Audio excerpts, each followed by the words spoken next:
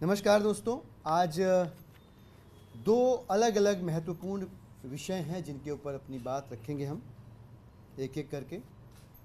पहला विषय, पूरी दिल्ली के अंदर आगामी विधानसभा चुनावों के मद्देनज़र संगठन के साथ मिलके विधानसभा चुनावों के लिए संगठन को तैयार करने की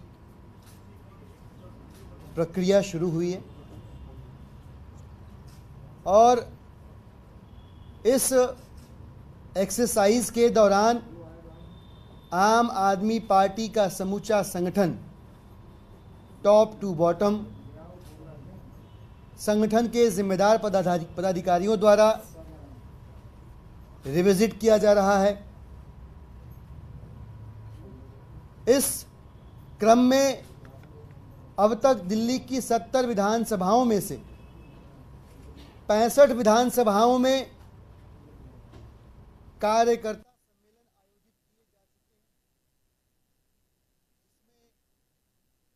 हैं, जिसमें उस लोकसभा के प्रदेश उपाध्यक्ष की उपस्थिति, संगठन मंत्री की उपस्थिति, जिलाध्यक्ष की उपस्थिति और जिला सचिव की उपस्थिति भी विधानसभा के कार्यकर्ता साथियों के साथ रही। लगभग हर कार्यकर्ता सम्मेलन में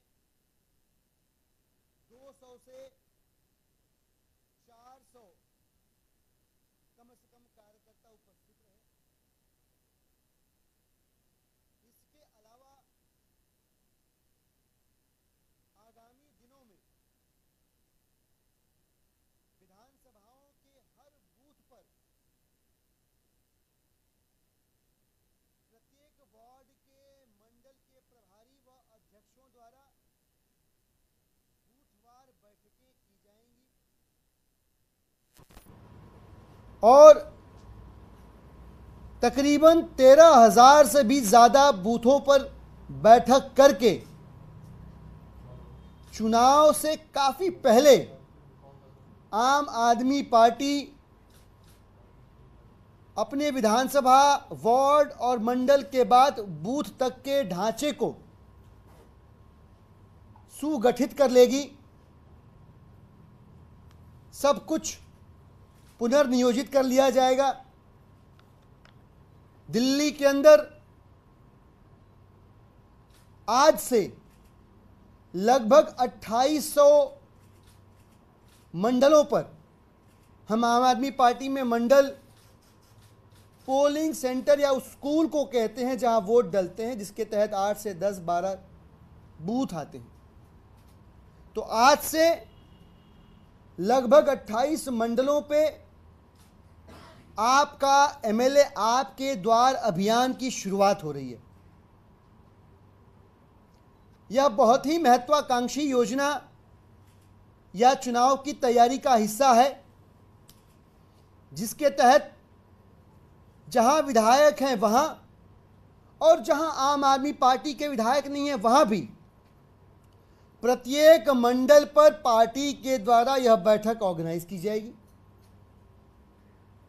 जहां एमएलएज हैं वहां आपका एमएलए आपके द्वार आयोजित किया जाएगा मंडल वाइज, और जहां एमएलएज नहीं हैं वहां संगठन के साथियों द्वारा आपकी सरकार आपके द्वार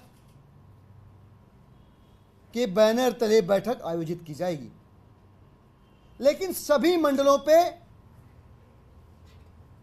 यह बैठक की प्रक्रिया आज से शुरू हो रही है और अगले 25 से 30 दिनों के अंदर प्रत्येक मंडल पे इस प्रोसेस को बैठक ऑर्गेनाइज करके कंप्लीट कर लिया जाएगा। मैं आपको बताना चाहूंगा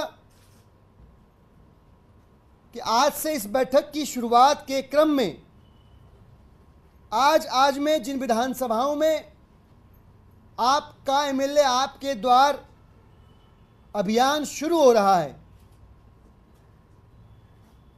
उसके नाम इस प्रकार से हैं: शालीमार बाग विधानसभा, बवाना विधानसभा, पालम, महरौली, सुल्तानपुरी, बिजवासन, कोंडली, विकासपुरी, माधीपुर, तिमारपुर, ये वो विधानसभाएं हैं जिसमें आज एक या दो जगहों पे, एक से अधिक जगहों पे भी कुछ विधानसभाओं में आपका एमएलए आपके द्वारा ऑर्गेनाइज किया जा रहा है। इस बात को संगठन समझते हुए इस अभियान की शुरुआत कर रहा है कि पिछला जो संपर्क और संवाद हुआ दिल्ली की जनता के साथ, सीधा संपर्क और संवाद, वह लोकसभा चुनाव के दौरान हुआ। तो संपर्क और संवाद वहां ज्यादा हुआ जहां आम आदमी पार्टी के प्रत्याशियों ने चुनाव लड़ा। तो किसी भी प्रकार की संवादहीनता, संभावित संवादहीनता की सिचुएशन को एड्रेस करने के लिए युद्ध स्तर पे आपका एमएलए आपके द्वार कार्यक्रम ऑर्गेनाइज किया जा रहा है, जिसे हम इस माहांत तक, इस महीने के आखिरी तक सफलतापूर्वक कंप्लीट कर लेंगे। मैं अगले विषय पर अपनी बात रखूं उससे पहले आम आदमी पार्टी के प्रदेश उपाध्यक्ष कुलदीप मोनू जी हमारे साथ हैं। मैं उनसे आग्रह करूंगा कि वह भी अपनी बात इस विषय पर जरूर रखें। धन्यवाद। सारी बातों को बड़े विस्तार से दिलीप भाई जी ने बता दिया है आप लोगों को। और ये जो आपका विधायक आपके द्वार है, जनता के बीच में सीधा जाना, जनता से संपर्क करना, उनकी समस्याएं सुनना, अपने द्वारा किए गए उस विधानसभा में पिछले 5 वर्षों के काम का लेखा जोखा जनता के बीच में देना, जनता को बताना कि हमने पिछले 5 वर्षों में आपके लिए क्या किया है।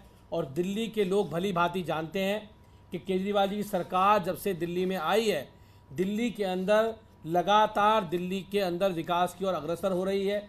चाहे वो बिजली की बात हो, चाहे पानी की बात हो, चाहे महिलाओं की बस में फ्री यात्रा की बात हो, चाहे बुजुर्गों की तीर्थ यात्रा की बात हो, चाहे सड़कों की बात हो, चाहे सीवर की बात हो, लगातार दिल्ली की सरकार जनता के बीच में जाके काम करने का काम कर रही है। और ये मुहिम जो आज से शुरू की जा रही है, उसमें आपका विधायक आपके द्वार एक महत्वपूर्ण कड़ी है, जो जनता के बीच में जाएंगे और जनता की समस्याएं और उनका समाधान और साथ साथ अपने कामों की बात रखेंगे। धन्यवाद। आज जो दूसरा महत्वपूर्ण विषय है, उस विषय के संदर्भ में आज दिल्ली और देश की जनता के सामने एक बहुत ही नाटकीय घटनाक्रम सामने आया। अमूमन ऐसा होता हुआ हम देश के बॉलीवुड से उपजी फिल्मों में देखा करते थे। हमने कई सारे ओटीटी प्लेटफॉर्म की सीरीज में ऐसा देखा है कि जहां असामाजिक तत्व, गुंडे किस्म के लोग लोकतंत्र की धज्जियां उड़ाते हुए अहंकार और तानाशाही में मदमस्त होकर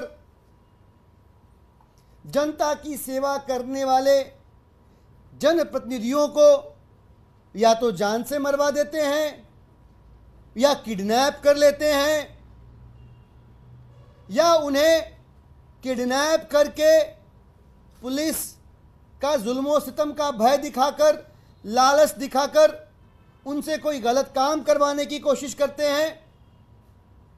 यह सब कुछ हमने अब तक फिल्मों में देखा था, लेकिन भला हो भारतीय जनता पार्टी का कि वो पूरा का पूरा फिल्मी सीन भारतीय जनता पार्टी ने अपने सियासी अहंकार को शांत करने के लिए दिल्ली के अंदर चरितार्थ करके दिखा दिया।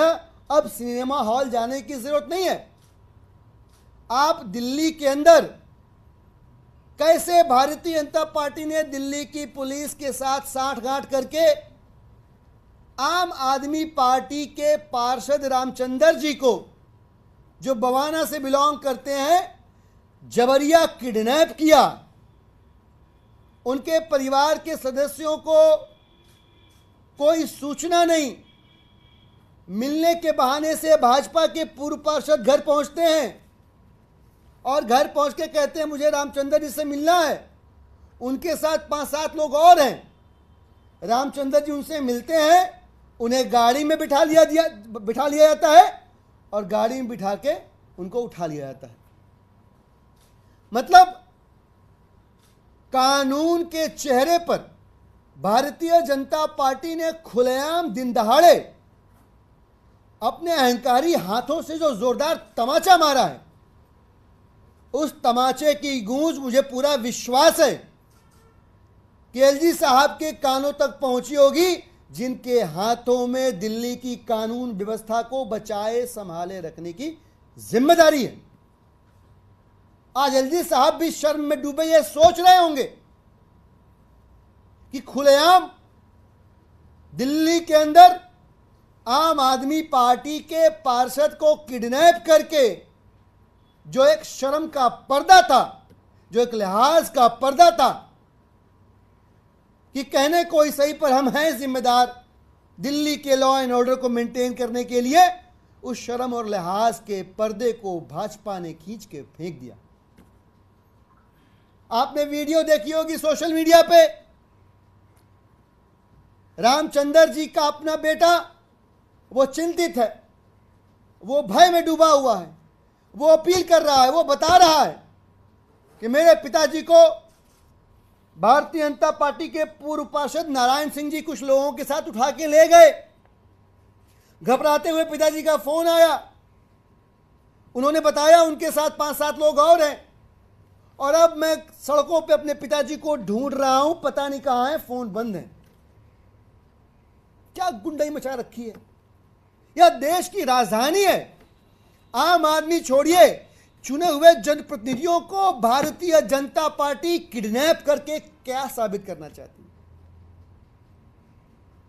यह वो राजधानी है जिसे दुनिया के लोग देखते हैं। ऐसी खबरों के छपने पर मां भारती का मस्तक शर्म से झुकेगा, इस बात की भी परवाह नहीं करी भाजपा के लोगों ने। आप सोच के देखिए कि इस शहर में आम लोगों की जिंदगी कैसे सुकून से गुजरेगी, सड़क पे चलने वाले लोग कैसे अपने आप को सुरक्षित महसूस करेंगे। और मैंने दिल्ली पुलिस का नाम इसलिए लिया कि 1.5-2 घंटे तक सोशल मीडिया और आम आदमी पार्टी के नेताओं और सांसदों ने दबाव बनाया पुलिस के आला अधिकारियों के ऊपर, उनसे संपर्क साधा, सोशल मीडिया पे प्रेशर क्रिएट किया, तब जाके 2 घंटे बाद रामचंद्र जी वापस लौटे हैं घर। तो सीधे सीधे ये भारतीय जनता पार्टी की गुंडागर्दी है, जिसमें पुलिस भी शामिल है। और भाजपा ने स्पष्ट कर दिया कि हम हारेंगे तो हुरेंगे, जीतेंगे तो थूरेंगे। और मुझे पता चला है कि इस पूरी किडनैपिंग की साजिश में भारतीय जनता पार्टी का शीर्ष नेतृत्व भी इन्वॉल्व रहा है, उनकी जानकारी में है, उनकी सहमति से यह कृत्य किया गया है, कुकृत्य। तो हम कहना चाहेंगे भाजपा की लीडरशिप से भी कि इधर आ सितमगर हुनर आजमाए, इधर आ सितमगर हुनर आजमाए, तू तीर आजमा हम जिगर आजमाए। शुक्रिया। इस विषय पे कोई प्रश्न? शंकर कपूर उनका एग्जीक्यूटिव है, उन्होंने कहा कि वो तो पहले से बीजेपी में है, रामचंद्र की आम आदमी पार्टी ये सब बहाना बना। पिछले 3-4 दिनों तक भारतीय जनता पार्टी के जिस नेता का आपने जिक्र किया वो बिल्कुल हाइबरनेशन में रहा होगा, क्योंकि ईडी, सीबीआई और जिसका भी भय दिखा के रामचंद्र जी को लेके गए थे, वे रामचंद्र जी अभी कुछ दिन पहले, 2 दिन पहले ही वापस आम आदमी पार्टी में आए, शान से आए और स्वेच्छा से आए। और आने के बाद उन्होंने बताया कि किस किस तरह से भारतीय जनता पार्टी दबाव के जरिए तोड़फोड़ करने की कोशिश दिल्ली के अंदर कर रही है। क्यों? क्योंकि निगम के अंदर दिल्ली की जनता ने भाजपा के 15 साल के निकम्मेपन के शासन के खिलाफ जनादेश देके उन्हें एमसीडी से बाहर कर दिया। अब चूंकि वो चुनाव के जरिए जीत नहीं पाए, तो उनका ढर्रा वही पुराना वाला, चंडीगढ़ में यही किया, सूरत में यही किया, इंदौर में यही किया कि चुनाव से नहीं जीत पाए, ईडी सीबीआई से नहीं झुका पाए तो उठा लो, किडनैप कर दो। बाप का राज चल रहा है।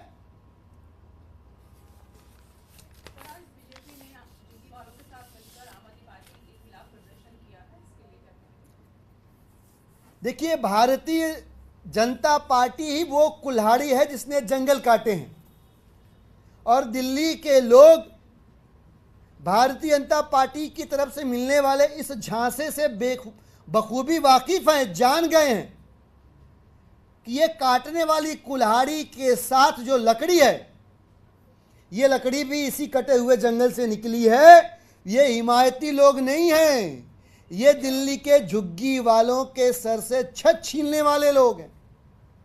पूरी दिल्ली के अंदर पिछले 1 साल में आपने देखा, चाहे वो मामला तुगलकाबाद का रहा हो, चाहे वो मामला सुंदर नगरी का रहा हो, जहां जंगपुरा के अंदर, या कहीं और का रहा हो, चाहे भलसवा का मामला हो, हर जगह भारतीय जनता पार्टी ने, जिनके पास दिल्ली के ज़मीनों की कमान है, जिनके पास दिल्ली के लैंड्स का राइट है, और जिनके पास लॉ एंड ऑर्डर है, वो डीडीए और अपने लैंड राइट्स के साथ साथ दिल्ली की पुलिस का दुरुपयोग करके एक बार नहीं कई बार दिल्ली के झुग्गी बस्ती में रहने वाले लोगों के सर से छत छीन चुके हैं।